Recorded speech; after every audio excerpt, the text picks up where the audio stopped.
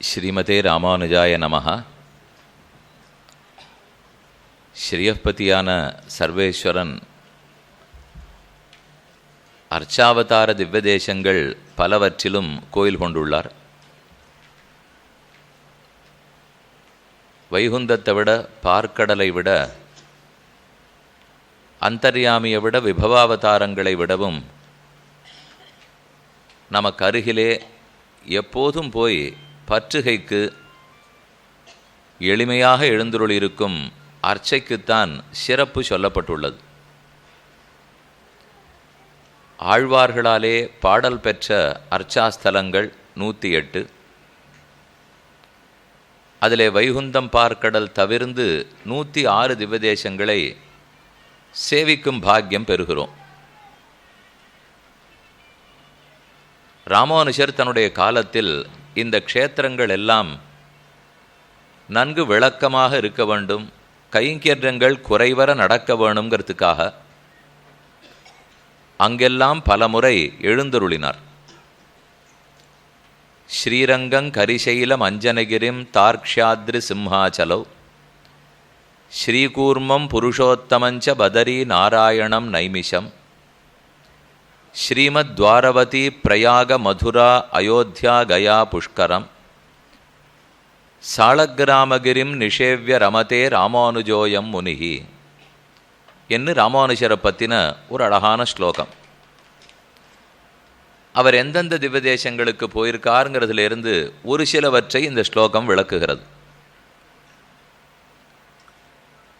அதிலே பிரதானமாக வடநாட்டு திவ்யதேசங்கள், அதன் அமைப்பு, அதன் க்ஷேத்திர மாகாத்மியம், அங்கு நடந்திருக்கிற பக்தர்களுடைய சரித்திரங்கள், பெருமானுடைய இனிமையான குணங்கள், இது இத்தனையும் தெற்கு கோடியில் இருக்கும் நமக்கு எப்போதுமே வியப்பை கொடுக்கக்கூடிய, ஆவலை தூண்டக்கூடிய விஷயங்கள்.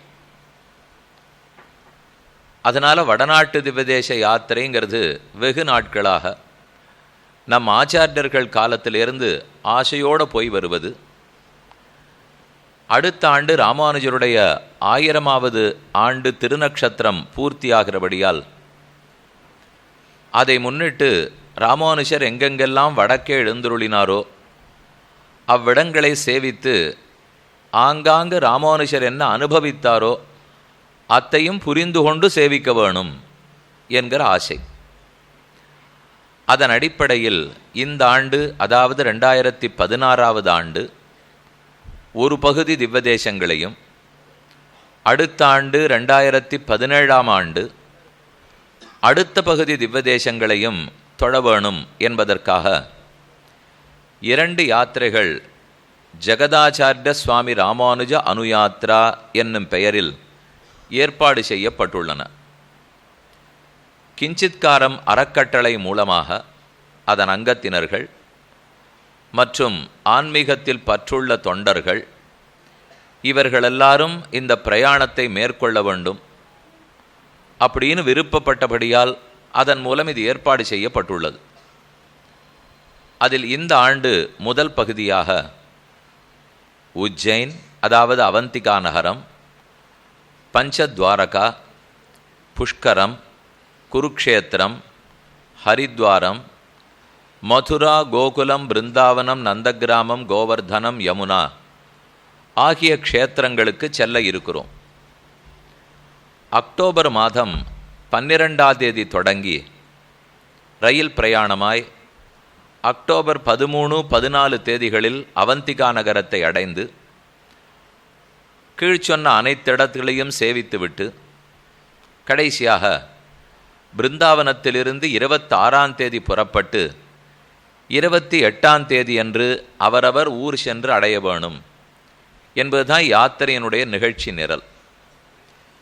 இந்த யாத்திரைக்குண்டான பயன்கள் எவை, இலக்கு என்ன, யாத்திரையினுடைய நிகழ்ச்சி நிரல் அன்றாடம் என்ன, என்னென்ன மாதிரி யாத்திரிகர்கள் நடந்து கொள்ள வேண்டும் என்பதையெல்லாம் சற்று விளக்கமாக கூறுகிறேன்.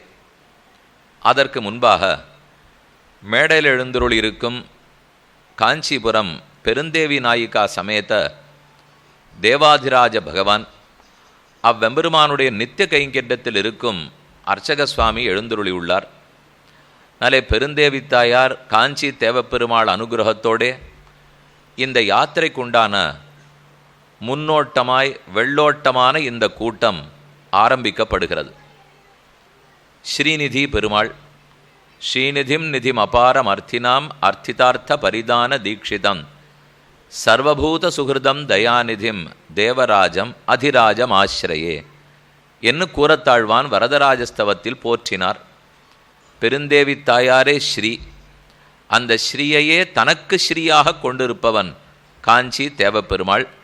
ஸ்ரீயஸ்ரீஹி என்னும் கஸ்ரீ ஸ்ரீஹா என்னும் திருவுக்கன் திருவாகிய செல்வா என்னும் ஆழ்வார்களாலும் ஆச்சாரியர்களாலும் போற்றப்பட்ட எம்பெருமான்.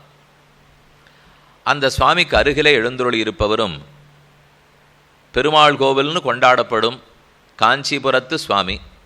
நம் அனைவருக்கும் ஆண்டுதோறும் இந்த கூட்டத்துக்கு வந்து அனுகிரகித்து 2 வார்த்தைகள் வழிகாட்டுதலாக அந்த சுவாமி சாதித்து கொண்டு வருகிறார். ஸ்ரீ உவே தேவராஜன் சுவாமி. அந்த சுவாமி 2 வார்த்தை பேசி துவங்கி வைக்கணும்னு பிரார்த்தித்து கொள்ளுகிறேன். அதற்கு பின்னால் இங்கே எதற்காக வந்திருக்கமோ அது என்னங்கிறத விளக்கமாக விண்ணப்பம் செய்கிறேன். யோ நித்யமச்சுத பதாம்புஜ யுக்ம ருக்ம வியாமோஹதஸ்தைதராணி திருநாயமேனே அஸ்மத்குரோர் பகவதோஸ்ய தயைக சிந்தோ ராமானுஜஸ்ய சரணோ சரணம் பிரபத்யே. அனைத்துலகும் வாழப்பிறந்த எதிராச மாமுனிவன் அவர் எழுந்தருளியிருந்த பல திவிதேசங்களுக்குள்ளே, அவர் சேவித்த பல திவிதேசங்களுக்குள்ளே வடநாட்டு திருப்பதிகளிலே சிலவற்றை சேவிக்க வேண்டும் என்பதை உத்தேசித்து முதல் கட்ட யாத்திரையாக இது அமைந்திருக்கிறதுன்னு சுவாமி சாதித்தார். திவ்யதேச யாத்திரை எதற்காக செல்ல வேண்டும் அப்படின்ற சாமான்யமான ஒரு கேள்வி இருக்கிறது. ஏதோ இருக்கிற இடத்துல அந்தந்த இடத்துல நாம் போய் பார்த்தோமேயானால் ஒரு மகிழ்ச்சி.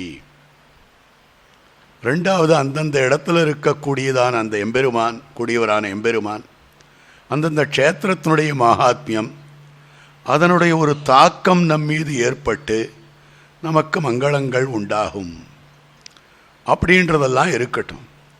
திவிதேசங்களிலே சென்று சேவிப்பதே பகவத் கைங்கரியம். எப்படின்னு கேட்டால், நம்முடைய கிரகத்தில் வயசானவர்கள் இருப்பா, அவர்கள் ஒரு ஊரில் இருப்பா, அடியோடு வந்து என்னை பார்க்காத இருக்கியே அப்படின்னு நம்ம இடத்துல எப்போவாவது பார்க்கிற போது சொல்கிறா. அப்போ அவளுடைய அபிப்பிராயம் என்னன்னா, இவை நம்மை சேர்ந்தவன், நம்ம வந்து பார்க்க வேண்டும், நம்ம பார்த்து அவளுக்கு ஒன்றும் பண்ணிட போகிறதில்ல. நாம் வாங்கி கொண்டு கொடுக்கக்கூடிய இந்த 2 ஆப்பிள்லையோ 2 சாத்துக்குடியிலையோ அவளுடைய ஜீவனம் இல்லை. ஆனாலும் அவளுக்கு எவ்வளவு சந்தோஷம் இருக்குன்னு பாருங்க. அவன் வந்திருந்தான், 2 ஆப்பிள் வாங்கி கொடுத்துட்டு போனான். எத்தனை பெரியவர்கள் வயசானவர்கள் சொல்கிற. அப்போது நாம் ஒன்றுமே செய்யாமல் இந்த சின்ன வேலையை செய்துவிட்டு அவளிடத்தில் அவ்வளவு சந்தோஷத்தை உண்டு பண்ணி விடுகிறோம். இது சாமான்யமாக ஏதோ ஒரு காலத்தளவிலே நமக்கு உறவுக்காராளாக இருக்கிறது ஆளுக்கே இப்படி. அப்போது நிரந்தர உறவுக்காரனாக இருக்கக்கூடியவன் எம்பெருமான் எல்லா காலத்திலையும் நம்மோடையே சம்பந்தம் பட்டிருக்கிறான். எப்படி சம்பந்தப்பட்டிருக்கிறான் என்னால் உடன்கடனாயின்னு காட்டுகிறார்கள். நாம் எங்கெல்லாம் போகிறோமோ அங்கெல்லாம் கூட கூட வரான். நம்ம சொர்க்கம் போனாலும் நம்மோட கூடவே இருக்கான், நரகம் போனாலும் நம்மோட கூடவே இருக்கான், சம்சார மண்டலத்தில் இருந்தாலும் நம்மோட கூடவே இருக்கான், நாம் விலங்கா பிறந்தாலும் நம்மோட கூடவே இருக்கான். அப்போ நம்மோட நிரந்தரமான உறவுக்காரன்னு சொன்னா எம்பெருமான் தானே. அப்போ அவனுடைய திவ்ய கஷேத்திரங்களிலே சென்று அவனுடைய விசேஷ திருமேனியை போய் சேவித்தால் அவனுக்கு எவ்வளவு சந்தோஷமாக இருக்கும். நம்ம இடத்துலேருந்து வேற எதையும் எதிர்பார்க்கறதில்லை. நாம் போய் பெருமானை சேவித்தாலும் எனக்கு இதை கொடு அதை கொடு அதை கொடுன்னு கேட்குறோம். என்னைக்காவது நாம் ஒரு நாளாவது நீ க்ஷேமமாக இருக்கியாப்பா கேட்டிருக்கோமா? நீ சௌக்கியமா சௌக்கியமானு நமக்கு கேட்கறதுனால அவளுக்கு புதுசாக சௌக்கியம் வந்துட போகிறதில்ல. ஆனாலும் அவளுக்கு எவ்வளவு சந்தோஷம். இந்த சந்தோஷத்தை எம்பெருமானுக்கு கொடுக்க வேண்டியது நம்முடைய கர்த்தவியாம்சம். அதனால் அந்தந்த க்ஷேத்திரங்களில் இருக்கக்கூடிய எம்பெருமானை சேவிக்க வேண்டியது நம்முடைய கர்த்தவியாம்சம். இது ஒரு விஷயம். அது நாம் ஸ்வேச்சாவிகாரம் பண்ணக்கூடியவர்கள், நம்ம இச்சையாக முதல்ல இந்த திவ்ய தேசம், இன்னைக்கு இது சௌகரியப்படுறது, ஆஃபீஸ் டூரில் நான் இங்கே போனேன், திருநெல்வேலி போனேன், அப்போ நவ திருப்பதி சேவித்தேன். அது ஸ்வேச்சா விஹாரம், நம்ம இஷ்டத்துக்கு போகிறது. அப்படியல்லாமல் ஒரு பத்ததி, ஒரு முறையோடு செல்லுதல்னா, பூர்வாச்சாரியர்கள், மகாத்மாக்கள், எம்பெருமான் இவர்களெல்லாம் எந்தெந்த க்ஷேத்திரத்துக்கு எந்த கிரமத்திலே நடந்தார்களோ அந்த கிரமத்திலே சென்று சேவித்தல் என்பது மற்றொரு பிரக்கிரியை. அந்த கிரமத்தில் சேவித்தோமே ஆனால் அவளுக்கு அந்த திவ்ய கஷேத்திரத்துக்கு என்ன சம்பந்தம் என்கிற உணர்வோடையே சேவிக்கிறோம். அதுக்கு மேலே இருக்கக்கூடிய விஷயங்கள் எம்பெருமானார் 1000 ஆண்டுகளுக்கு முன்னால இந்தந்த திவ்யதேசங்கள் எல்லாம் தான் எழுந்தருளி சேவித்திருக்கிறார் என்னால் எவ்வளவு கஷ்டப்பட்டிருப்பார். இத்தனை சௌக்கியமாக சுகமாக போய் வர காலத்திலேயே நம்ம ஃப்ளைட்டில் போகிறோம், ட்ரெயினில் போகிறோம், அவருக்கு இது ஒரு வசதியும் கிடையாது. அந்த இடத்துல தங்குமிடம் வசதியாவது இருக்குமா? நாம் இன்னைக்கு போகிற இடத்துலலாம் தங்குமிடம் ரொம்ப சௌகரியமான வசதி. நாம் ஒரு ரூமில் அடைந்து விட்டோமே ஆனால் அந்த ரூமை விட்டு வெளியில் போகாதே எல்லாம் நமக்கு அங்கே கிடைக்கிறது. அவள் எவ்வளவு சிரமப்பட்டிருக்கணும். அதை தவிர அவர்களுக்கு அனுஷ்டானங்களையும் விடாமல் பண்ணி கொண்டு வந்தார்கள். நாம் டூரில் அனுஷ்டானங்களை சர்வாத்மனா விட்டுடுறோம். இதுக்கு ஒரு சாஸ்திரத்தை வேற காண்பிக்கிறோம். இதுக்கெல்லாம் சாஸ்திர வச்சனமெல்லாம் இருக்குது, அதெல்லாம் இருக்கட்டும். அப்போ அந்த அனுஷ்டானங்கள் வழுவாமல் அவர்கள் எவ்வளவு கஷ்டப்பட்டார்கள். இவ்வளவு கஷ்டமும் எதற்குப்பட்டார்கள்? 2 காரணம். ஒன்று எம்பெருமானுடைய சந்தோஷம், நம்ம சுவாமியினுடைய சந்தோஷம். 2வதாக அமைந்திருக்கக்கூடியது நம்முடைய வாழ்ச்சிக்காக. அதனால்தான் அனைத்துலகும் வாழ பிறந்த இதிராச மாமுனிவர்னு பேர்.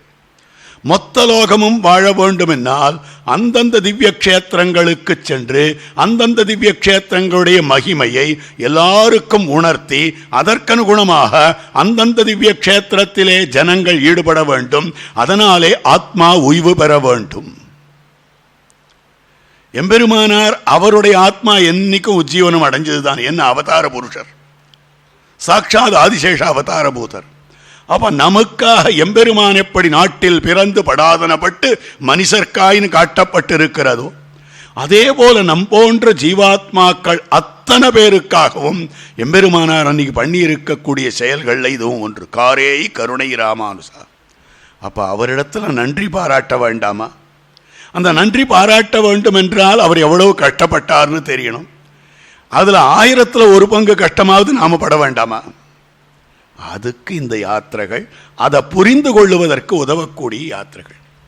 இப்படிப்பட்ட யாத்திரையை சுவாமி முன்னின்று நடத்தி அற்புதமாக நடத்தி கொண்டு வருகிறார். பல யாத்திரைகள் நீங்கள் எல்லாம் கலந்து கொண்டிருப்பீர்கள், பல யாத்திரைகள் கலந்து கொள்ளப் போகிறீர்கள். அபாரமாக யாத்திரை.